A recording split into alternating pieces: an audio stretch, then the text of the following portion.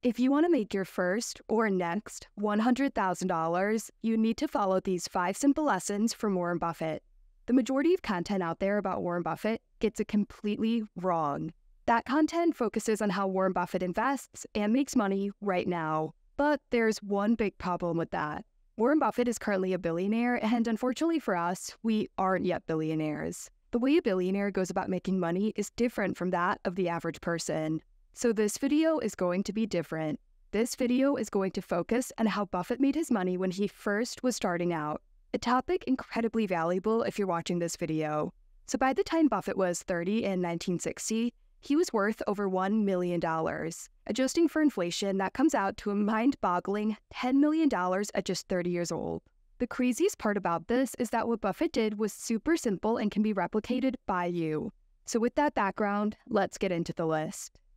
The first lesson from Warren Buffett's early years is to look in the inefficient markets. Today, Warren Buffett is known for investing in blue-chip, large companies. And that list includes household names like Apple, Coca-Cola, American Express, Bank of America, and Amazon. Given that Warren Buffett's stock portfolio consists of nearly exclusively large companies, one would think that Buffett loves investing in big companies, right? Well, that's not actually the case. Due to Berkshire Hathaway's massive size, Buffett has no choice but to invest in almost entirely large companies. Berkshire's current market cap is nearly $750 billion. And this means that even a massive $7.5 billion investment would only represent 1% of the value of Berkshire. Buffett's actually referred to Berkshire's large size as a significant disadvantage when it comes to generating high investment returns. If it was up to Buffett, he would prefer to instead be able to focus on smaller companies. The smaller the investment opportunity, the more likely it is going to fly under the radar of large investors. This is why Buffett has repeatedly said that he recommends individuals focus on what he refers to as inefficient markets. Inefficient markets are investment opportunities that, for one reason or another, are getting overlooked by most people. Here is a story from Buffett's early days and how he took advantage of an inefficient market. The year was 1954. Buffett was a bright-eyed, ambitious 24-year-old. As a side note, it's kind of strange to imagine Buffett as anything but an old man. In our story here, Buffett was determined to do whatever it took to reach his $1 million net worth goal. Buffett was living in the New York metropolitan area, working as an investment analyst for his mentor, Ben Graham's fund, when he caught wind of an interesting investment opportunity. Rookwood & Company, a chocolate maker in Brooklyn, was making quite an unusual offer to investors. The price of cocoa beans, a key ingredient used in making chocolate, had recently skyrocketed from 5 cents a pound to north of 60 cents due to a temporary shortage. The company was eager to capitalize by selling its excess inventory. However, a straightforward sale would incur an almost 50% tax on the proceeds, so management of Rookwood devised a clever way to escape the levy. There was a tax loophole that allowed a company to avoid a tax hit if it distributed inventory among its shareholders. Following that rule, Rookwood stopped selling cocoa butter and assigned 13 million pounds of its cocoa bean inventory to be distributed to shareholders. The confectioner then offered to buy back its stock from investors in return for cocoa beans, at an exchange rate of £80 per share.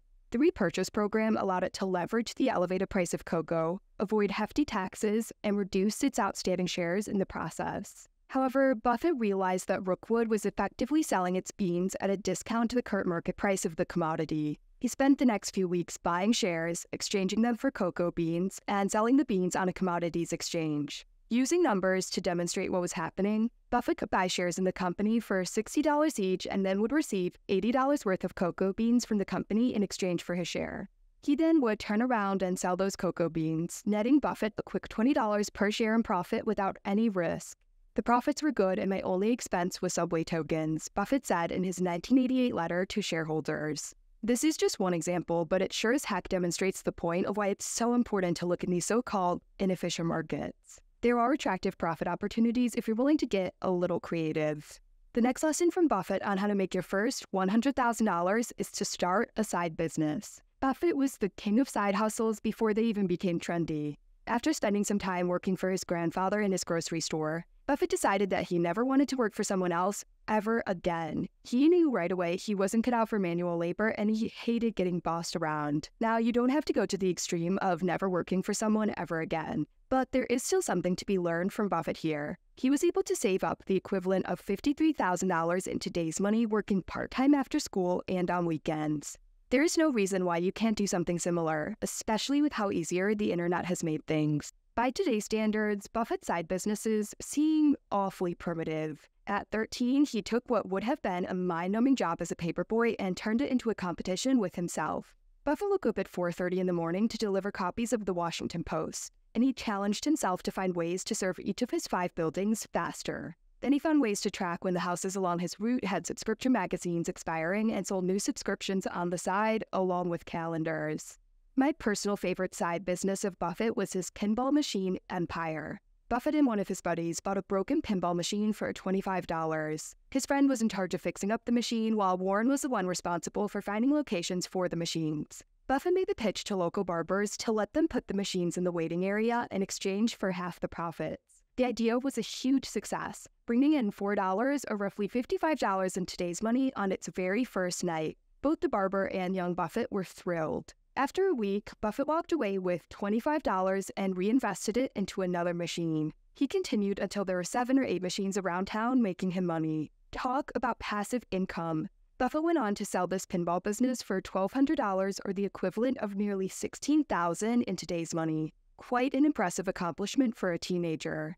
As Buffett proved, starting a side business turbocharges someone's ability to build wealth. Buffett went on to use the cash his side business generated to acquire pieces of larger, more successful businesses. Let's say we have 2 people, John and Adam. John and Adam make exactly the same amount of money at their day jobs. Let's call it $60,000 a year. After paying for their respective living expenses, John and Adam each are able to save $5,000 a year. And after gaining some inspiration from an Investor Center video, Adam decided to start a side business. Which is a side note, if you made it this far into the video, hopefully you're finding it helpful. Make sure to hit that subscribe button because it's my goal to help you build wealth by studying the world's greatest investors. Okay, back to our story. After some trial and error, Adam is able to start a business that is producing an additional $20,000 for him each year in after-tax income. Because Adam's day job covers all of his living expenses, the entirety of that $20,000 is able to be saved and invested, thus growing Adam's net worth. Because of this side business, Adam is now saving $25,000 a year, $5,000 from his day job and an additional $20,000 from the business. This is 5 times that of John, and this demonstrates why it's so powerful to have a side business. For me, my day job as an investment analyst in New York City covers all of my living expenses. This means that every dollar I make from this YouTube channel is able to be invested, helping me increase my ability to build wealth. This leads into lesson number 3 from Warren Buffett from his early years. Work in a job where your income isn't tied to the hours you work. Here's what I mean by that. When Warren Buffett worked for his grandfather's grocery store, he was paid an hourly wage. Back in those days, it was maybe something like 25 cents an hour. This meant that if Warren wanted to make more income from his job, he had one choice: work more hours. Well, the problem is, this job taught young Warren an important lesson about himself. He hated doing any type of physical labor. Working at the grocery store was physically demanding and exhausting for him. He did not like that at all. Buffett realized at a very early age the value of having a job that isn't tied directly to the number of hours he worked. Compare Warren's grocery store job to when he worked at his mentor, Ben Graham's investment fund. Warren was an analyst responsible for identifying attractive investment opportunities. In modern-day language, he worked for a hedge fund. Hedge fund analysts are paid in 2 ways. The first is in the form of what is referred to as a base salary. This is what an analyst is paid regardless of his performance. However, that only makes up a portion of their pay in any given year. In addition to the base salary, they are also paid a bonus if they perform well. In many funds, this bonus is essentially a portion of the profits the analyst earns the fund over the course of the year. Analysts can have a base salary of $150,000 to $250,000 a year. However, that performance bonus can bring total compensation into the high 6 figures and even over $1 million a year in total pay. While obviously not everyone can or should be a hedge fund analyst, these numbers demonstrate the importance of finding a career where your income is not directly tied to the number of hours you put in on the job. This is why some of the highest earning people I know work in sales, consulting, or own a small business. If they perform well, they get paid, and can get paid big time.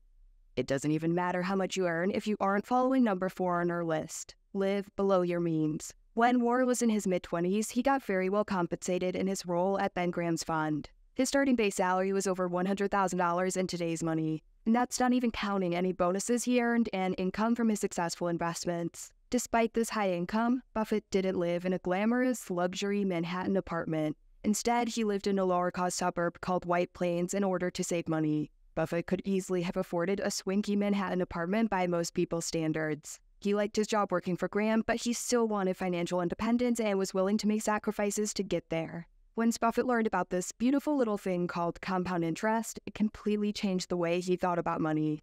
Here's a story to demonstrate the power of compound interest. Let's go back to our characters of John and Adam. John was able to save and invest $5,000 a year from his job, but on the other hand, Adam could save and invest $25,000. This is because even though Adam was making more money from his successful side business, he still focused on living below his means and resisting what is known as lifestyle inflation. Lifestyle inflation is where people spend more money as they make more money. This essentially creates a treadmill-like effect that prevents people from being able to build wealth. The rewards from being able to resist lifestyle inflation are wonderful. Here are some numbers to prove it. If John is able to continue to invest $5,000 each year for 40 years with an 8% return, at the end of the 40 years, you will have an investment portfolio worth nearly $1.3 million. Not too shabby at all. However, unfortunately for John, inflation will have made that $1.3 million worth a heck of a lot less than it is today. On the other hand, we have Adam. Adam is able to invest $25,000 a year over the same 40 years and at the same 8% return. Take a guess at how much money Adam will have. $2 million? $3 million? Maybe even $4 million? Nope. Adam will have a staggering $6.5 million. That is over $5 million more than his buddy John. This example demonstrates the power of living below your means. And this is why Buffett lived in a cheaper apartment in a cheaper area when he could have easily afforded a fancy penthouse. Buffett understood the power that comes from living below your means. And now you do, too.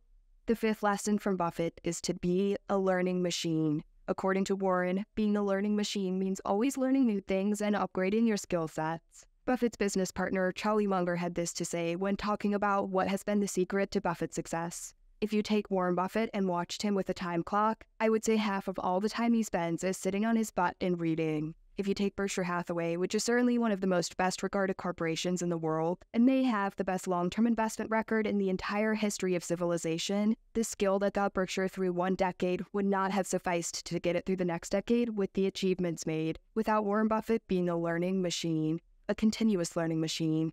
The record would have been absolutely impossible. Without lifelong learning, you're not going to do very well. You're not going to get very far in life based on what you already know. As always, a very valuable lesson from Charlie Munger.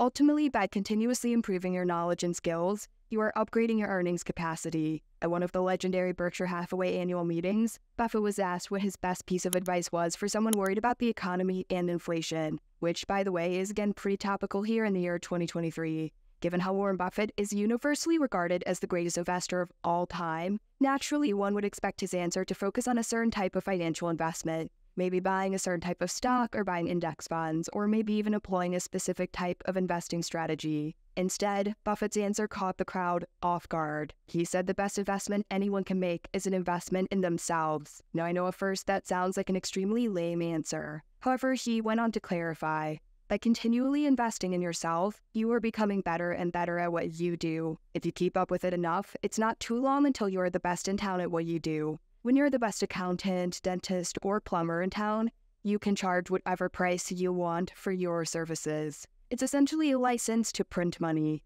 After hearing this wisdom from Buffett, it made me think deeply, and I realized I've seen this concept firsthand in my own life. One of the wealthiest people I know is an electrician. To most people, an electrician isn't the first thing that comes to their mind when they think of the word rich. However, this person was one of the most highly respected electricians in the area, and he built a small company of a handful of employees and established a reputation for doing high-quality work and being very professional. He could charge whatever price he wanted, and his schedule was always full. This electrician is now in his 50s, and he has 3 houses, paid for all of his kids' colleges, has nice cars, and is able to travel the world with his family. In accordance with Buffett's advice, I guarantee to you this wouldn't be the case if he wasn't extremely skilled at his chosen profession. So there you have it. Make sure to hit that subscribe button because it helps keep me motivated to keep putting out this free content for you guys. Thanks so much and talk to you again soon.